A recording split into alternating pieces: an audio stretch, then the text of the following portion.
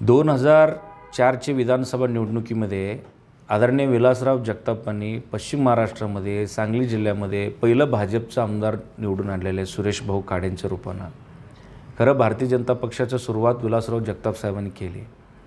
नंतरच्या काळामध्ये 2019ला यावेळी जगताप साहेबांचा पराभव झाला, त्यावेळी काँग्रेसचं विक्रम सावंत जतमधनं निवडून आले.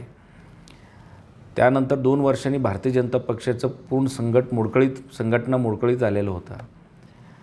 बावनकुळे साहेबांनी देवेंद्रजी फडणवीस साहेबांनी मला विधानसभा प्रमुख म्हणून भारतीय जनता पक्ष संघटनेचे कामासाठी मला नेमणूक केली. 3 वर्षामध्ये महाराष्ट्रातील भारतीय जनता पक्षाचं संघटनेचं पहिलं वॉर रूम मी उद्घाटन केलं. म्हणजे जतमधनं सुरुवात झाली संघटनेच्या कामाला. आणि सांगली लोकसभा इलेक्शनमध्ये 8 विधानसभा क्षेत्रापैकी सर्वाधिक मताधिक्य सगळीकडं अपक्ष उमेदवार विशाल पाटलांची लीड होतं. जतमध्ये एकाच ठिकाणी माझा विधानसभा मतदारसंघामध्ये सर्वाधिक मताधिक्य भाजपचे उमेदवार संजय काकांना मिळालेला. ही माझं कामाचं पोच आहे, भारतीय जनता पक्षाचं संघटनेचं पोच आहे. तिसरी बाजू 2024चं विधानसभेत निवडणुकीच्या आधी पक्ष संघटनेचं काम म्हणून लाडकी बहीण असू दे, राज्याची देशाचे प्रत्येक योजना घरोघरी पोचवण्यासाठी कमळ चिन्हाचं मी गळ्यात गमछा घालून जनसंवाद यात्रा केली. 320 किलोमीटर मी जत तालुक्यात पायी फिरलो. पक्षाचं एक रुपये घेतलेलं नाही आणि पक्ष संघटनेकडून एवढं संघटना करता येते ते संघटना केलं. प्रत्येक घटकाचा मी सन्मान केलो. महिला, युवक, ज्येष्ठ नागरिक सगळ्यांचे मी सन्मान करत फिरलो. त्याचीच फायदा भारतीय जनता पक्षाला विधानसभा 2024ला झालेला आहे. आणि या ठिकाणी आमची भूमिका होता, आपल्या माध्यमातून पण आम्ही सांगितलेलं होतं, विलासराव जगताप साहेबांनी आम्ही भारतीय जनता पक्षाचं खूप चांगलं संघटन जत तालुक्यामध्ये आहे.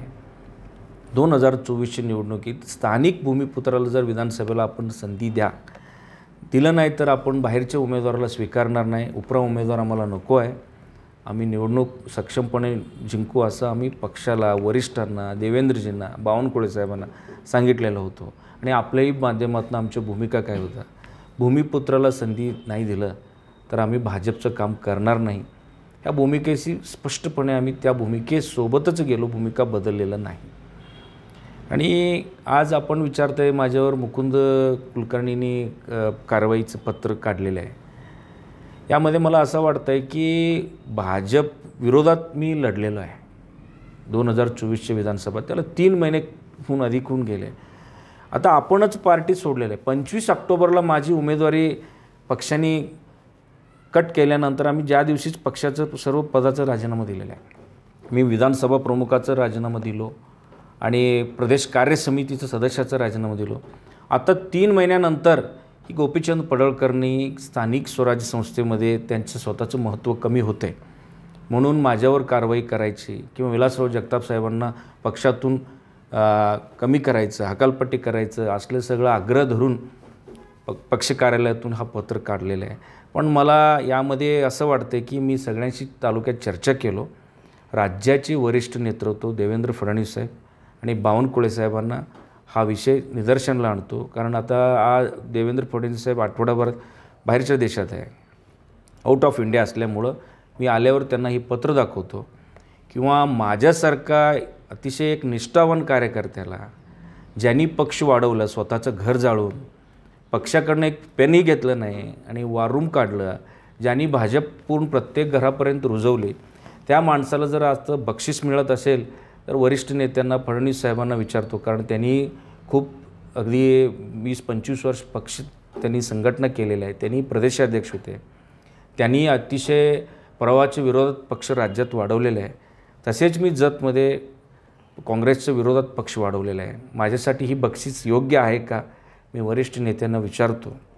मग पुढची दिशा एक मोठं मेळावा घेऊन जतमध्ये असं काही लपून 10 बाय 10 खोलीच्या बसून नाही, तालुक्यात सगळ्यांना बोलवून माझं पुढची दिशा ठरणार आहे.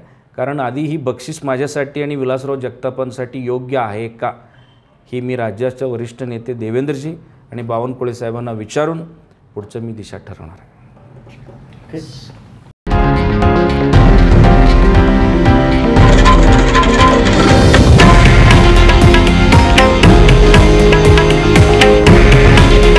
हे आहे देशातील नंबर 1 न्यूज नेटवर्क आणि आपण पाहत आहात TV9 मराठी.